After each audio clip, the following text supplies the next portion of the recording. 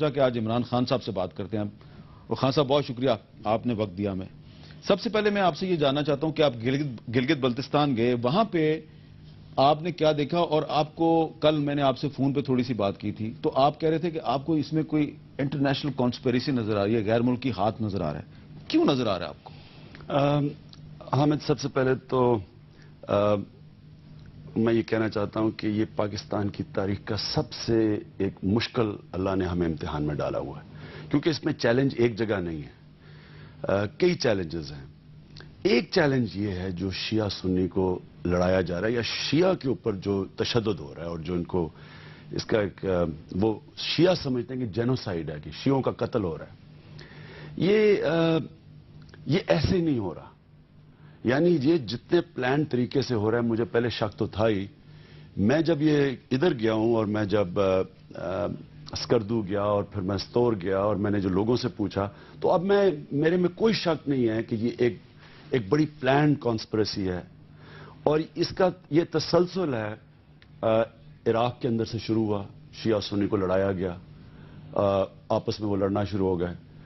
اس کے بعد اب اپنی شام میں شروع ہو گیا ہے شیعہ سنی, بحرین میں شیعہ سنی, یمن میں شیعہ سنی, لبنان میں شیعہ سنی کا.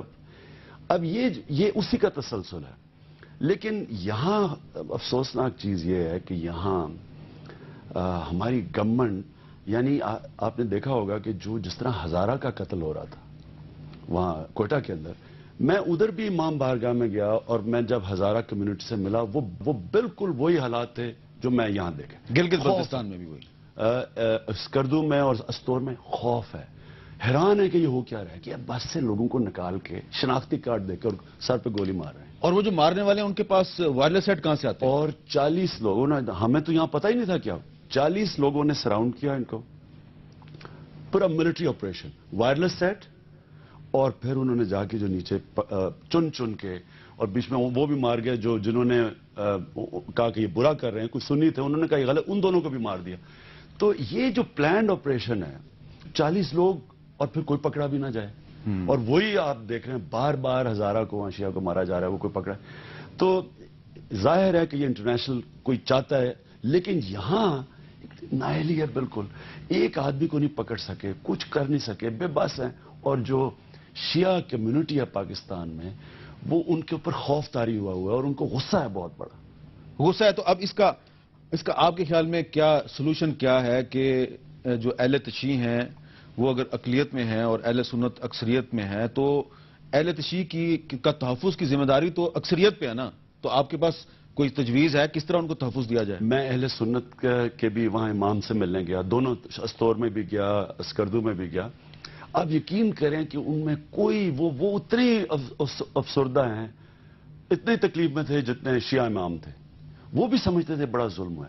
یہ آپ کو پتا ہونا چاہیے کہ یہ گلگت بلتستان اور بلتستان خاص طور پہ ایسا علاقہ ہے کہ اتنا پرامن لوگ ہیں یہ. میں خپلو ایک جگہ گیا تو وہاں 1 لاکھ کی آبادی ہے, نہ کوئی دروازے میں تالا لگاتا ہے, نہ وہاں کوئی تاریخ میں کوئی چوری ہوئی ہے, ڈکیتی ہوئی ہے, نہ کوئی قتل ہوا ہے. یعنی پرامن لوگ ہیں. تو وہ ایک شوق میں ہے کہ یہ ہو کیا گیا ہے. اور آپس میں ان کے اماموں میں بلکہ بالکل وہ ایک دوسرے سے ٹوٹل تعاون ہے, یعنی وہاں ان کے اندر نہیں ہے. وہ بھی سمجھتے ہیں کہ باہر سے آئی ہے, لیکن ان کو غصہ یہ ہے کہ جو ہو رہا ہے وہاں, پہلے 5 مہینے سے یہ 3را دفعہ قتل ہوا ہے ان کا بری طرح.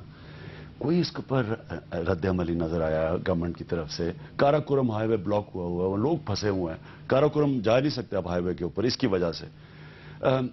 کچھ گورنمنٹ کی طرف سے کچھ نہیں ہو رہا, تو سارے فوج کی طرف دیکھ رہے ہیں جب فوج مدد کرے گی. تو آپ یہ سوچ لیں کہ یہ گورنمنٹ کا فیلئر, کوئٹہ کے اندر فوج, کراچی میں رینجرز, سارا قبائلی علاقے میں فوج, اور اب یہاں بھی وہ کہہ رہے ہیں جی فوج ہی اب راستہ کھولے گی. تو گورنمنٹ کا کیا کام ہے؟ اچھا,